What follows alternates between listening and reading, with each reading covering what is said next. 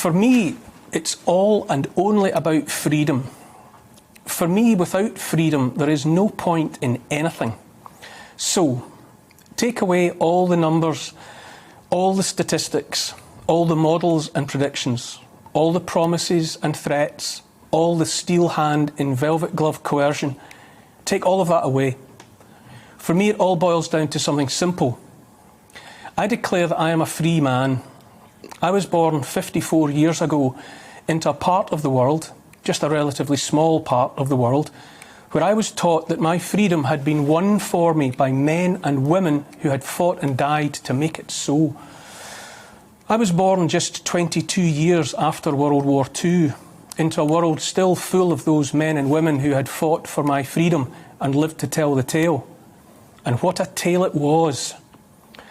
It had started with the sudden appearance of a force bent on tyranny. Of course, the sudden appearance was an optical illusion. In truth, that force had been on the rise and making plans for years before it was ready to pull the trigger. It's worth remembering that that force believed it was poised to make the world a better place, a glorious place. When that force started moving, it seemed nothing could or would stop it. And in the beginning of the fight to prevent the victory of that tyranny, it was a minority outgunned and shouted down by fellow citizens who felt deals might be struck with tyrants, that stood up and said no. English writer Mervyn Peake said, "To live at all is miracle enough." It's a good line. To live at all is miracle enough. And I've quoted it for years. But now I see that merely to live is not enough. Not nearly. A caged bird is alive, but without the freedom to fly in the limitless sky, it is denied everything that makes it a bird in the first place. To be alive is not enough. What matters is to live in freedom. A bird is such a fragile creature. It's really all and only about movement. Take away a bird's movement and it's a handful of feathers and air. Freedom is not negotiable. You're either free or you're not. Freedom is not even safe. Those who've been imprisoned are often terrified of freedom, all those choices, all of that personal responsibility. This is why ex-cons often reoffend, so they can go back behind bars where it feels safer, out of harm's way. I have 3 children. They're growing up fast, teenagers all. Often I think I would like to keep them close by me forever, where I can stop them doing stupid things, dangerous things. If I kept them in the house, no stranger could hurt them. But that would be no life, not for them and not even for me. I would be their jailer and they would be my caged birds.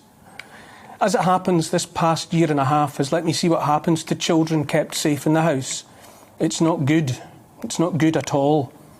And so if I didn't know it before, I know now that I have to let them go out into a world that is full of all manner of things, danger included. Here's the thing. If your freedom means I might catch COVID from you, then so be it.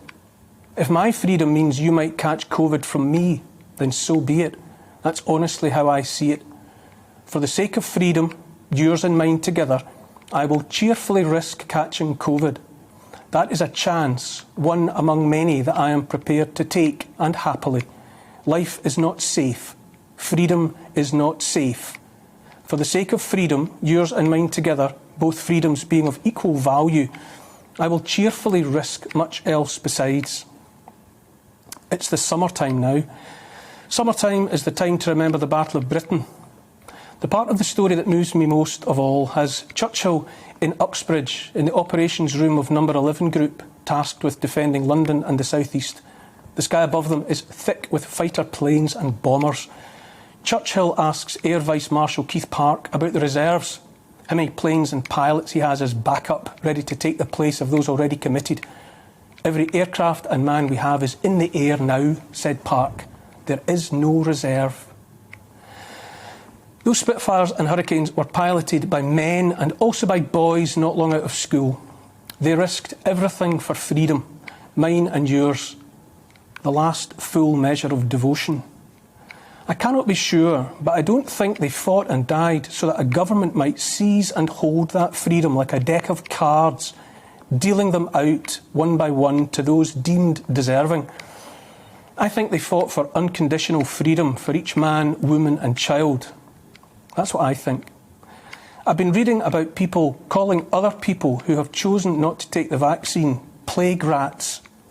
I've read about people calling for those plague rats to be rounded up and locked away out of sight. There's another Battle of Britain being fought now.